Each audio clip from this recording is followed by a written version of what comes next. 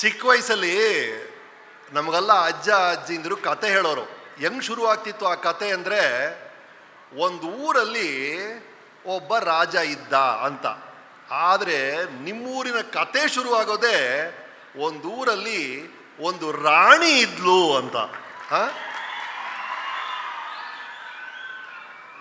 ಎಂಥ ವಿಶೇಷವಾದ ಕತೆ ಇದು.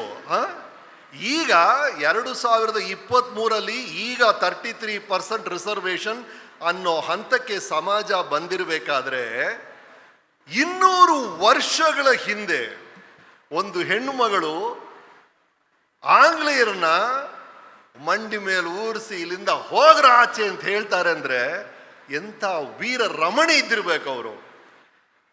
ಅದಕ್ಕೆ ನೀವು 3 ದಿನಗಳಿಂದ ಆ ರಾಣಿ ಚೆನ್ನಮ್ಮನ ಹೆಸರಲ್ಲಿ ಉತ್ಸವವನ್ನ ಆಚರಿಸ್ತಿದ್ದೀರ. ಅವರ ಹೆಸರಲ್ಲಿ ಒಂದು ಟ್ರೈನೇ ಓಡ್ತಿದೆ ಮೀರಜ್ವರೆಗೂ. ಅವ್ರದ್ದೊಂದು ಪ್ರತಿಮೆ ಇದೆ, ಇಲ್ಲಿ ನೋಡಿದ್ರೆ ನನಗೆ ಖುಷಿ ಆಗುತ್ತೆ. ಆ ಪ್ರತಿಮೆ, ಆ ಮಹಿಳೆಯ ಕೈಯಲ್ಲಿ ಆ ಖಡ್ಗ, ಆ ವೀರ, ಆ ಗಾಂಭೀರ್ಯ. ಇದೇ ತರ ಪ್ರತಿಮೆ 50 ಕಿಲೋಮೀಟರ್ ಆಚೆ ಹುಬ್ಳಿಯಲ್ಲೂ ಇದೆ, 500 ಕಿಲೋಮೀಟರ್ ಆಚೆ ಬೆಂಗಳೂರಲ್ಲೂ ಇದೆ. ಮುಖ್ಯವಾದ ವೃತ್ತಿಯಲ್ಲಿ, ಮುಖ್ಯವಾದ ಸರ್ಕಲ್ ಅಲ್ಲಿ ರಾಣಿ ಚೆನ್ನಮ್ಮನ ಪ್ರತಿಮೆ ಇದೆ. ಏನಕ್ಕೆ ಇಟ್ಟಿದ್ದಾರೆ ಹೇಳಿ? ಟ್ರಾಫಿಕ್ ಮ್ಯಾನೇಜ್ ಮಾಡಕ, ಒಂದು ಕಾರು ಇನ್ನೊಂದು ಕಾರಿಗೆ ಡಿಕ್ಕಿ ಹೊಡಿಬಾರ್ದು ಅಂತನ? ಇಲ್ಲ ಸಾರ್, ಅದನ್ನ ನೋಡ್ಕೊಂಡು ಹೋಗ್ತಿದೀವಲ್ಲ ನಾವೆಲ್ಲ, ನಮ್ಮಲ್ಲಿ ಯಾರಾದ್ರೂ ಒಬ್ರು ರಾಣಿ ಚೆನ್ನಮ್ಮ ತರ ಆಗಿರಪ್ಪ, ಯಾರಾದ್ರೂ ಒಬ್ರು. ಇಷ್ಟು ಜನ ಅಲ್ಲಿ ಓಡಾಡ್ತಿದ್ದೀರಲ್ಲ, ಅದು ನೋಡ್ತಾನೆ ಇದ್ದೀರಲ್ಲ, ಒಬ್ಬ ಆ ಥರ ದೇಶ ಪ್ರೇಮಿ ಆಗ್ಬೇಕು.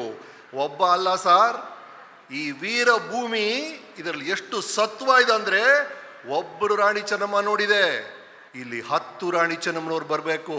ಕಿತ್ತೂರಿಂದ 100 ಜನ ಬರಬೇಕು, 1000 ಜನ ಬರಬೇಕು, 10,000 ಜನ ಬರಬೇಕು. ಆ ರಾಣಿ ಮಾಡಿದಂತ ಅದೇ ಸಾಹಸ, ಅದೇ ಸಾಧನೆಯನ್ನ ನೀವು ಮಾಡ್ಬೇಕಮ್ಮ. ನೀವು ತಾಯಿ, ನೀವು ಮಾಡ್ಬೇಕು ಸಾರ್, ನೀವು ಮಾಡ್ಬೇಕು ಸಾರ್, ನೀವು ಮಾಡ್ಬೇಕ್ರಿ, ನೀವು ನೀವು ನೀವು ಎಲ್ಲರೂ ಮಾಡಬೇಕು ಅಂತಾನೆ ಈ ತರ ಉತ್ಸವವನ್ನ ಇವರು ಆಯೋಜನೆ ಮಾಡಿದ್ದಾರೆ. ಇಲ್ಲಿ ಬರ್ತೀರಿ, ಮನರಂಜನೆ ಕಾರ್ಯಕ್ರಮಗಳು ನಡೆಯುತ್ತೆ, ರಾಣಿ ಚೆನ್ನಮ್ಮನ ಕಥೆಯನ್ನ ಕೇಳಿ ಹೋಗ್ತೀರಿ. ಅಲ್ಲಿ ಮುಗಿಯಬಾರದು, ಹೊರಡ್ಬೇಕು ಯಾರೊಬ್ರು, ನಾನು ಏನಾರು ಮಾಡ್ತೀನಿ ಕಡೆಯ ನನ್ನ ದೇಶಕ್ಕೆ ಅಂತ. ಅದು ಇದರ ಉದ್ದೇಶ.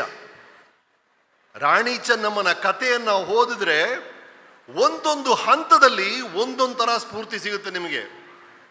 ರಾಣಿ ಹೇಗೆ ಅಂತ ಯುದ್ಧವನ್ನ ಮಾಡ್ತಾಳ್ರಿ, ಅದು ಆಂಗ್ಲೇಯರ ವಿರುದ್ಧ. ಕಿತ್ತೂರು ಒಂದು ಸಣ್ಣ ಊರು, ಆಗ ಇಂಗ್ಲೆಂಡ್ ಅವರು ಇಡೀ ಪ್ರಪಂಚವನ್ನ ಆಳ್ತಿದ್ದಾರೆ. ಆ ಸಮಯದಲ್ಲಿ ಆ ಆಂಗ್ಲೇಯರ ಮೇಲೆ ಎದ್ದು ಒಂದು ಹೆಣ್ಮಗಳು ನಿಲ್ತಾಳೆ ಅಂದ್ರೆ ಹೇಗೆ ಸಾಧ್ಯ? 15-16ನೇ ವರ್ಷದಲ್ಲಿ ಕುದುರೆ ಸವಾರಿ ಕಲಿತಾರವರು. 15-16 ವರ್ಷದಲ್ಲಿ ನಾಳೆ ರಾಣಿ ಆಗ್ಬೇಕು ಅಂದ್ರೆ ಏನೇನು ತಯಾರಿಕೆ ಮಾಡ್ಕೋಬೇಕು ಅದನ್ನೆಲ್ಲ ಮಾಡಿದ್ರು ಚೆನ್ನಮ್ಮ ಅವರು. ಈಗ ಶುರು ಮಾಡಿ ಅಂದ್ರೆ ಅವರು ರಾಣಿ, ಅವರಿಗೆ ಕುದುರೆ ಸವಾರಿ ಬೇಕು, ಕತ್ತಿರ ಪಸರಿ ಬೇಕು. ನಿಮಗೆ ಏನ್ ಬೇಕು? ನಿಮ್ಮ ಕ್ಷೇತ್ರಕ್ಕೆ, ನಿಮ್ಮ ಕೆಲಸಕ್ಕೆ ಬೇಕಾಗಿರುವಂತ ಕೌಶಲ್ಯಗಳನ್ನ ಕಲಿಬೇಕು. ಎರಡನೇದು, ಸ್ವಂತ ಮಗ ತೀರೋಗ್ತಾನೆ, ಶೋಕದಲ್ಲಿ ರಾಣಿ ಕೂತಿದ್ದಾಳೆ. ಆಗ ಜನ ಬರ್ತಾರೆ, ಇಡೀ ಕಿತ್ತೂರು ನಿಮ್ಮನ್ನ ತಾಯಿ ತರ ನೋಡ್ತಾ ಇದೆ, ಬನ್ನಿ ನಮ್ಮನ್ನ ಕಾಪಾಡಿ ಅಂತ. ಆ ಸ್ವಂತ ಸಮಸ್ಯೆಗಳ ಮಧ್ಯೆ ಜವಾಬ್ದಾರಿಯನ್ನ ಸ್ವೀಕರಿಸ್ತಾಳಲ್ಲ, ಅದು ನಿಮಗೇನೇ ಸಮಸ್ಯೆಗಳಿರ್ಬೋದು ನಿಮ್ಮ ಮನೆಯಲ್ಲಿ, ಅದೆಲ್ಲವನ್ನೂ ದಾಟಿ ಜವಾಬ್ದಾರಿಯನ್ನ ಸ್ವೀಕರಿಸುವಂತ ಹೆಗಲುಗಳಿಗೆ ಕಿರೀಟ ಸಿಕ್ಕೇ ಸಿಗುತ್ತೆ, ಚಪ್ಪಾಳೆ ಸಿಕ್ಕೇ ಸಿಗುತ್ತೆ ಅಂತ ಸಾರುವಂತ ರಾಣಿಯ ಕಥೆ ಅದು. ನಂತರ ರಾಣಿಯ ಅಮೋಘವಾದ ಕಥೆಗೆ ಜೊತೆಗಿದ್ದವ್ರು ಯಾರು? ಸಂಗೊಳ್ಳಿ ರಾಯಣ್ಣ ಅವರು. ನಿಮ್ಮ ಜೊತೆಗಿರೋರು ಆ ಥರ ವ್ಯಕ್ತಿಗಳನ್ನ ನೀವು ಆಯ್ಕೆ ಮಾಡ್ಕೋಬೇಕು. ಒಂದ್ ಕಡೆ ಹೇಳ್ತಾರೆ ನಾವೆಲ್ಲರೂ ಹಾರ್ಬೋದಂತೆ, ದೇವರು ಎಲ್ಲರನ್ನೂ ಹಾರುವಂತ ಶಕ್ತಿ ಕೊಟ್ಟಿದ್ದಾನೆ. ಆದ್ರೆ ಏನ್ ಫಿಟ್ಟಿಂಗ್ ಇಟ್ಟಿದ್ದಾನೆ ಅಂದ್ರೆ, ನಮ್ಮೆಲ್ರಿಗೂ ಇರೋದು ಒಂದು ರೆಕ್ಕೆ ಅಷ್ಟೇ. ನಿಮಗೆ ಇನ್ನೊಂದು ರೆಕ್ಕೆ ಬೇಕು ಅಂದ್ರೆ ನೀವು ಇನ್ನೊಬ್ಬರ ಕೈ ಹಿಡಿಬೇಕು, ಅವ್ರ ರೆಕ್ಕೆ ನಿಮ್ಮ ರೆಕ್ಕೆ ಆಗಿ ಇಬ್ರು ಜೊತೆಗೆ ಹಾರ್ತೀರಿ. ಹಾಗಾಗಿ ನಿಮ್ಮ ಜೊತೆಗಾರರನ್ನ ಆ ಥರ ಆಯ್ಕೆ ಮಾಡ್ಕೋಬೇಕು ಅಂತ. ಇತ್ತೀಚೆಗಷ್ಟೇ ಇಸ್ರೇಲ್ ಮತ್ತು ಅಲ್ಲಿ ಪ್ಯಾಲೆಸ್ಟೈನ್ ಮತ್ತೆ ಯುದ್ಧ ನಡೀತಾ ಇದೆ. ಅಲ್ಲಿ ನೀವು ಓದಿರ್ಬೋದು, ಕಬ್ಬಿಣದ ಕವಚ, ಕಬ್ಬಿಣದ ಗೊಮ್ಮಟ ಅಂತ ಇಸ್ರೇಲ್ ಅವರು ಇಟ್ಕೊಂಡಿದ್ದಾರೆ. ಅಂದ್ರೆ ಪ್ಯಾಲೆಸ್ಟೈನಿಂದ ಯಾವ್ದಾದ್ರು ಒಂದು ಮಿಸೈಲ್ ಬಂದ್ರೆ ಆ ಮಿಸೈಲ್ ಬಂದು ಇಸ್ರೇಲಿನ ಜನ ತಾಕುತ್ತೆ ಅಂತ ಇಸ್ರೇಲ್ ಗೊತ್ತಾದ್ರೆ ಇದು ಬರ್ತಿದ್ದಾಗೆ ಇಲ್ಲಿಂದ ಇನ್ನೊಂದು ಮಿಸೈಲ್ ಹೋಗಿ ಅಲ್ಲೇ ಅದನ್ನ ಬೂದಿ ಮಾಡಿಬಿಡುತ್ತೆ, ಜನಕ್ಕೆ ಹಾನಿನೇ ಆಗಲ್ಲ. ಇದನ್ನ ಕಬ್ಬಿಣದ ಗೋಮಟ ಅಂತ ಕರೀತಿದ್ದಾರೆ, ಐರನ್ ಡೋಮ್ ಅಂತ. ಇದು ನಡೀತಾ ಇರೋದು ಈಗ ಸರ್, 200 ವರ್ಷಗಳ ಹಿಂದೆ ಕಿತ್ತೂರಲ್ಲಿ ನಡೆದಂತ ಯುದ್ಧದಲ್ಲಿ ಯಾವ ಕವಚ ಇತ್ತು, ಯಾವ ಕಬ್ಬಿಣದ ಗೊಮ್ಮಟ ಇತ್ತು ಅಂತ ನೀವು ಯೋಚನೆ ಮಾಡಿದ್ರೆ ಇದ್ದಿದ್ದು ಒಂದೇ, ಅದು ರಾಣಿ ಚೆನ್ನಮ್ಮನ ತಲೆ ಒಳಗಿತ್ತಲ್ಲ ಆ ಹಠ, ಆ ಛಲ, ಅದೇ ಕಬ್ಬಿಣದ ಕವಚ. ಅದು ಈಗ ನಮಗೆ ಬೇಕಾಗಿರುವಂತ ಕಬ್ಬಿಣದ ಕವಚ. ಒಂದು ಹೇಳ್ತೀನಿ ನೋಡಿ, ಯುದ್ಧಗಳು ಗೆಲ್ಲುವುದು ಯುದ್ಧ ಭೂಮಿಯಲ್ಲಿ ಅಲ್ಲ, ಯುದ್ಧಗಳು ಗೆಲ್ಲುವುದು ನಿಮ್ಮ ತಲೆ ಒಳಗೆ. ನಿಮ್ಮ ಯೋಚನೆಗಳು, ನಿಮ್ಮ ಹಠ, ನಿಮ್ಮ ಸಂಕಲ್ಪನೆ ನಿಮ್ಮ ವೈಯಕ್ತಿಕ ಯುದ್ಧಗಳನ್ನ ನೀವು ಗೆಲ್ಲೋ ತರ ಮಾಡುತ್ತೆ. ಹಾಗಾಗಿ ಕೊನೆಗೆ ಬೇಕಾಗಿರೋದು ಅದೊಂದೇ, ರಾಣಿ ಚೆನ್ನಮ್ಮನಿಂದ ನೀವು ಕಲಿಬೇಕಾಗಿರೋದು ಅವರಲ್ಲಿದ್ದಂಥ ಆ ಮನಸ್ಥಿತಿ. ನಾನು ಗೆದ್ದೇ ಗೆಲ್ತೀನಿ, ಎದುರುಗಡೆ ಯಾರಿದ್ರೂ ಸರಿ, ನಾನು ಯಾರು ಅಂತ ತೋರಿಸ್ತೀನಿ ಅಂತ ಹೊರಡ್ತಾಳಲ್ಲ, ಆ ಮನಸ್ಥಿತಿಯನ್ನ ಹಿಡಿಬೇಕು. ನಮ್ಮ ವಿಪಾಸನ ಅಂತ ಬುದ್ಧಿಸಮ್ ಅಲ್ಲಿ ಹಿರಿಯರು ಒಂದು ವಿಷಯನ ಹೇಳೋರು, ಈ ಆನೆ ಇದೆಯಲ್ಲ, ಆನೆಗೆ ಮದ ಹಿಡಿದು ಬಿಟ್ರೆ, ಕೋಪ ಬಂದ್ಬಿಟ್ರೆ ಅರಣ್ಯದ ಒಳಗೆ ಇಡೀ ಕಾಡನ್ನೇ ವಿನಾಶ ಮಾಡಿಬಿಡುತ್ತೆ ಆ ಆನೆ.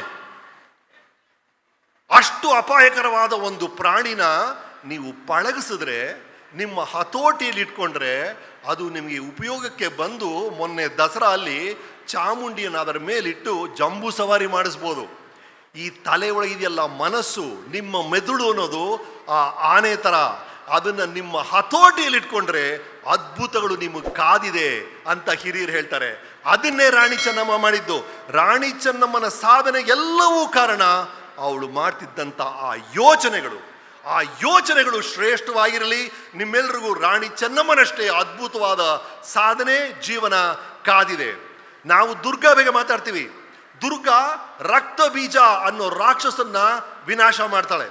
ಆ ರಕ್ತ ಬೀಜ ಎಂತ ರಾಕ್ಷಸ ಅಂದ್ರೆ, ಅವನ್ನ ಕೈ ಕತ್ತರಿಸಿದ್ರೆ ಅದರಿಂದ ಒಂದು ರಕ್ತದ ಹನಿ ಭೂಮಿ ಮೇಲೆ ಬಿದ್ದರೆ ಆ ಹನಿಯಿಂದ ಇನ್ನೊಬ್ಬ ರಾಕ್ಷಸ ಹುಟ್ಕೊಳ್ತಾನೆ. 10 ಹನಿಗಳು ಬಿದ್ದರೆ 10 ರಾಕ್ಷಸರು.